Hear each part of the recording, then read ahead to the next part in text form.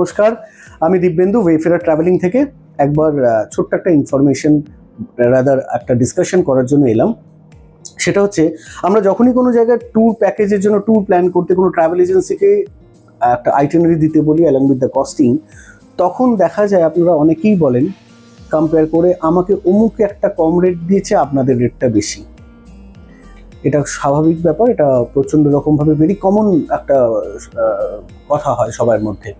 আমি সেখানে একটা কথা বলি, যখনই কোনো ট্যুর কোটেশন আমরা তৈরি করি, এটা আমরা বা আমাদের মতো যারা ট্রাভেল এজেন্সিজ আছে, যারা এথিক্যাল বিজনেস করে, তারা যখন কোনো রকমের কোটেশন দেয়, একটা ট্যুর কোটেশন স্পেশালি যখন ইন্টারন্যাশনালের হয়, সেক্ষেত্রে অনেকগুলো ছোটো ছোটো ছোটো ছোটো কম্পোনেন্ট থাকে। সেই কম্পোনেন্টগুলোর কস্টগুলোকে একসাথে কম্পাইল করে আমরা টোটাল কস্টিংটা দিই।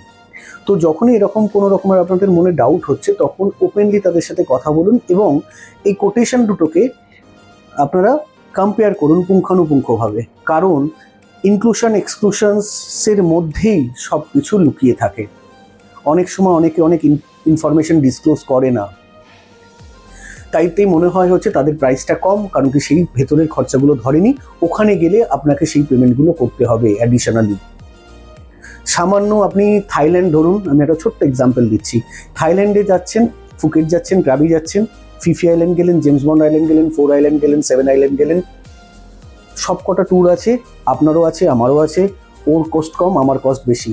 কারণ কি, আমার কস্টের মধ্যে দেখবেন national park entry fee include করা আছে। মোটামুটি 350 থেকে 400 ভাট পার পারসন লাগে, যেটা যদি আপনার ইনক্লুড না থাকে ওখানে গিয়ে অন স্পট দিতে হবে। বোঝাতে পারলাম কেন পার্থক্য হয় ট্যুরে? এরকম অনেক ছোটো ছোটো কম্পোনেন্টস আছে। আজকের আমার একটা এক্সপিরিয়েন্স আমি আপনাদের শেয়ার করছি। সেটা হচ্ছে, আপনারা জানেন ইউরোপের রেগুলার গ্রুপ ডিপার্চার হয়, লন্ডন, ইউরোপ মেলানো রেগুলার বেসিসে গ্রুপ ডিপার্চার হয়। আমাদের all inclusive Kolkata to Kolkata package হয়।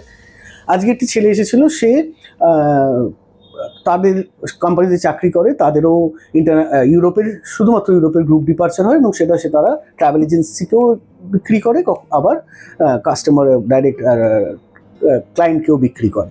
তো এসে আমাকে বলছে যে, দাদা আমাদের প্রাইসটা অনেক কম, সেম আইটেনারি, তোমাদের প্রাইসটার থেকে আমাদের প্রাইসটা কম। তখন আমি তার সাথে বসি, তার ইনক্লুশন আমার ইনক্লুশন পাশাপাশি ফেলা হয়, তার সঙ্গে অনেকক্ষণ ডিসকাশন হয়। করে যেটা দেখা গেল, টোটাল আমার যা যা ইনক্লুড করা আছে প্যাকেজে কলকাতা টু কলকাতাতে, ওর টোটাল প্যাকেজ কস্ট আমার থেকে 12,000 টাকা বেশি অ্যাকচুয়ালি। যেটা ক্লায়েন্ট এখান থেকে কম দামে কিনে যাবে, ওখানে যখন পৌঁছবে দেবার পর তাকে ওই জিনিসগুলো অ্যাডিশনালি আরও খরচ করতে হবে। তো এই ঘটনাটা ঘটে। তাই জন্য একটাই কথা, এখানে সমস্ত ট্রাভেল এজেন্সি যারা রয়েছেন, বড় ট্রাভেল এজেন্সি, ভালো ট্রাভেল এজেন্সি, তারা সবাই এথিক্যাল বিজনেস করে।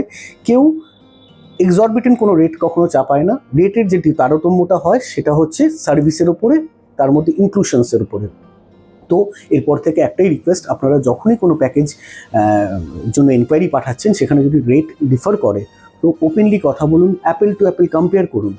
দেখবেন আপনি আপনার সলিউশন পেয়ে যাবেন, কী কারণে বেশি বা কেন বেশি পড়ছে, যাতে কিনা আপনার পরবর্তীকালে অন স্পট পৌঁছানোর পর ওই জায়গায় পৌঁছে আপনাকে আর এক্সট্রা কোনো পেমেন্ট না করতে হয় বা কোনো হ্যাসেল ফেস না করতে হয়। এটাই বলা ছিল। Thank you very much. খুব ভালো থাকুন and happy travelling. Thank you.